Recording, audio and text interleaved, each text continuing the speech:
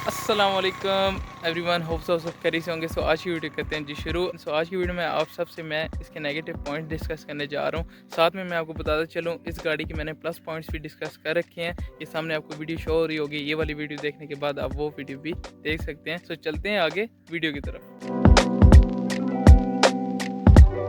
जो है limited edition होती थी इसमें और दूसरी में फ़र्क ये होता था कि इसके अंदर आपको अलॉयज़ व्हील दिए जाते थे। जो ये स्ट्रिप्स थी ये पेंट के कलर में दी जाती थी। साथ में ये जो आपको मिरर्स मिलते थे ये भी आपको बॉडी कलर में ही देखने को मिल जाते थे। लेकिन इसके हाई एंड वेरिएंट में भी सिर्फ सॉलिड डिस्क ब्रेक आगे देखने को मिल जाती है और पीछे इसमें ड्रम है। वैसे जब से ये गाड़ी पाकिस्तान में आना शुरू हुई है और जब तक डिसकंटिन्यू हुई है तो 1000 सीसी के लिहाज में इसमें ABS किसी वेरिएंट में तो देना ही चाहिए था। सो इस मीटर क्लस्टर के अंदर कोई वैसी स्क्रीन नहीं है जो कि आपको डिजिटली बता सके ट्रिप A ट्रिप B और इसके अलावा, और ना ये मीटर आपकी गाड़ी की फ्यूल एवरेज भी शो करता है। मीटर क्लस्टर के साथ में आप बात करते हैं इसके एयर बैग्स की। इस गाड़ी के अंदर कभी आपको एयर बैग देखने को नहीं मिले, ना आपको ड्राइवर साइड पे और ना ही पैसेंजर साइड पे।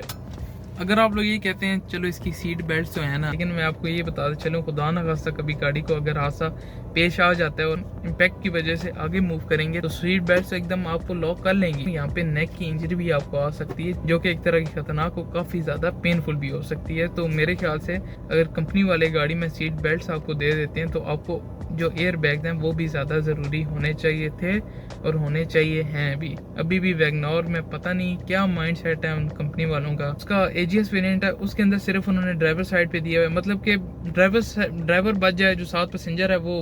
अब आप लोग आगे अंदाज़ा लगा सकते हैं कि फिर एयर बैग कितनी ज़्यादा ज़रूरी चीज़ है। इस गाड़ी के अंदर आपको कोई पावर स्टीयरिंग नहीं मिलता, काफ़ी ज़्यादा हार्ड है, मुझे काफ़ी ज़्यादा हार्ड लगता है। अगर आप लोगों ने भी गाड़ी कभी चलाई हो तो आप लोगों को इसका स्टीयरिंग कैसा लगे तो मुझे कमेंट सेक्शन में लाजमी बताइएगा।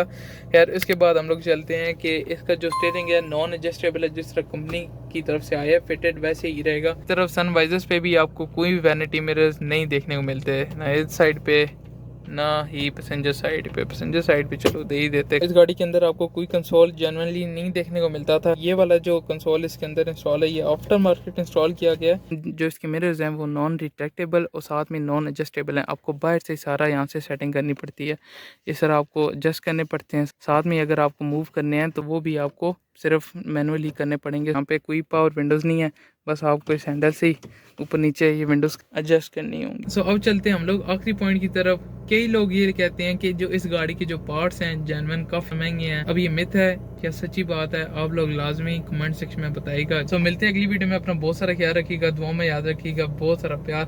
अल्लाह हाफिज़।